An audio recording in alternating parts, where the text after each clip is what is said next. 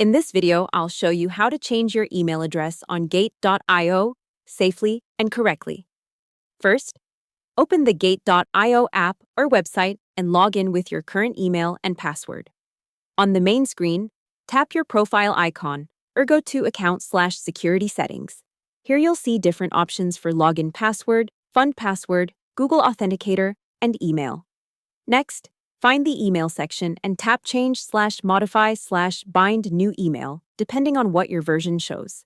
Before you can change it, Gate.io will usually ask you to complete a security check. This can include an email code sent to your old address, an SMS code, and a Google Authenticator code if you have 2FA enabled.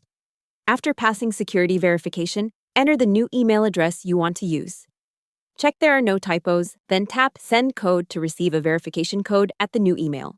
Open your inbox, copy the code, and paste it back into Gate.io. Finally, confirm the change. Your login email will now be updated. And from this point, all notifications and security emails will go to your new address. Hope the tutorial was helpful, subscribe to my channel, and see you in the next video.